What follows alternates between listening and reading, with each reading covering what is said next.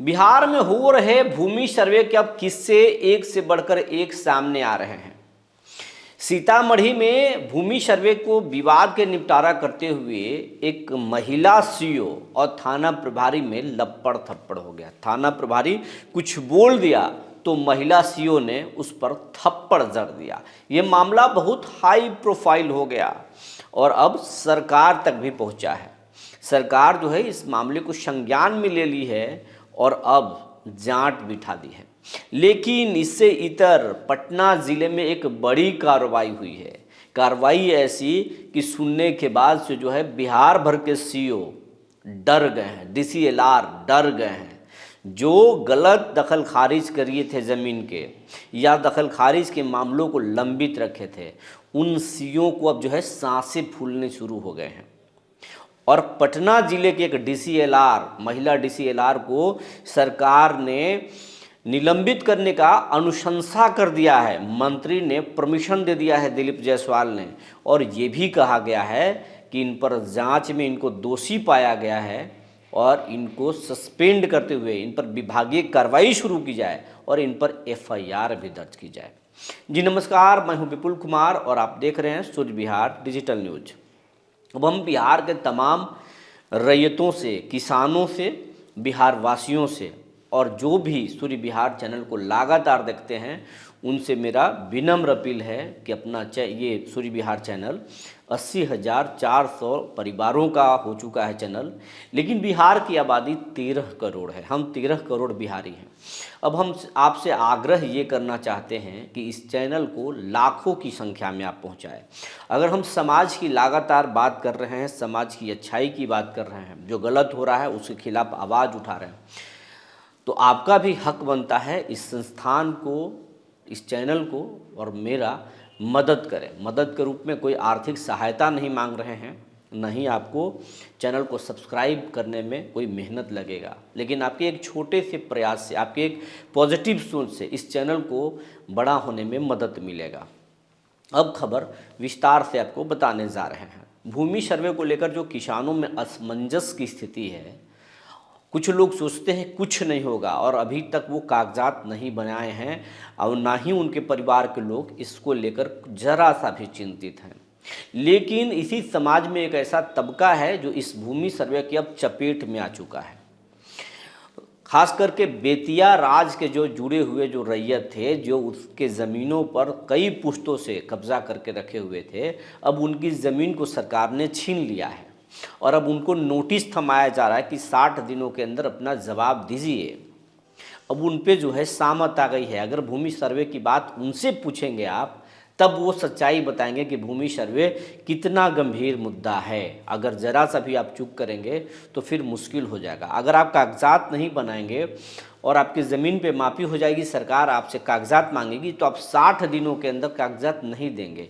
इसलिए हमारा कहना है बिहार के सभी रैयतों से कि जब भी आप सर्वे में भाग लें, लेकिन आप कागजात ज़रूर बना लें, कागजात बनाकर अपने पास रख लें, नहीं तो मुश्किल होने वाला है। क्योंकि सरकार ने खासकर सरकारी ज़मीनों को लेकर के, सरकारी भवनों को लेकर के जो बिल पास किया है, जो कानून अमेंडमेंट लेकर के आया है, वो बहुत ही ज़्यादा जो है वो परेशान करने वाला है, ख़तरनाक है एक तरीके से।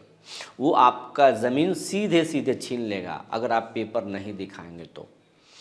लेकिन अब हम आपको बता रहे हैं कि सभी लोगों का शिकायत ये होता है कि अंचल लेवल पे बड़े पैमाने पर गड़बड़ी होता है।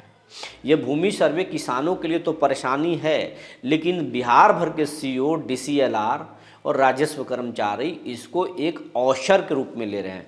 रजिस्ट्री ऑफिस के कुछ जो है बिचौलिए इसको एक अवसर के रूप में ले रहे हैं। जैसे कोरोना में कई लाखों परिवारों की जानें चली गई, परिवार टूट गए, कई लोगों का कारोबार ख़त्म हो गया, लेकिन इसी कोरोना में बहुत सारे अरबपति पैदा हुए। उनके लिए ये कोरोना एक अवसर जैसा था। तो भूमि सर्वे को भी कुछ लोगों के लिए आफत है तो कुछ लोगों के लिए अवसर है।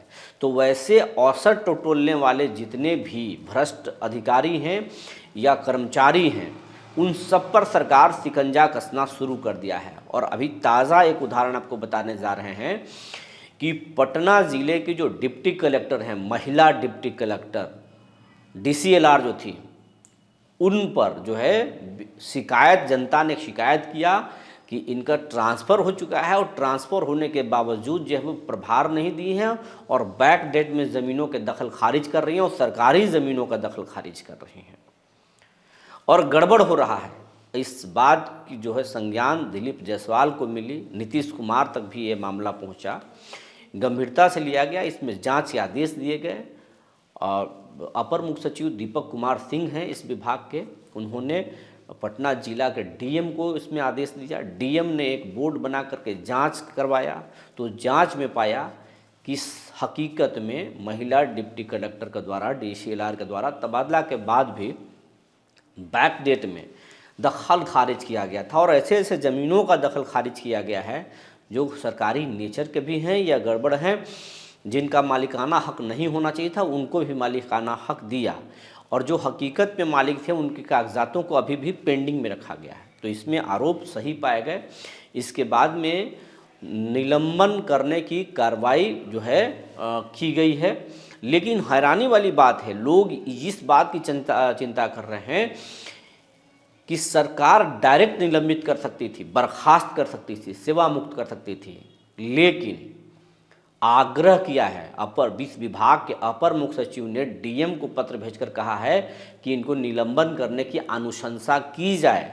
ये हैरानी की बात है और उसमें ये भी कहा है कि विभागीय कार्रवाई की जाए और क्योंकि इन पर आपराधिक मामले भी बनते हैं, लेकिन वो सब नहीं है।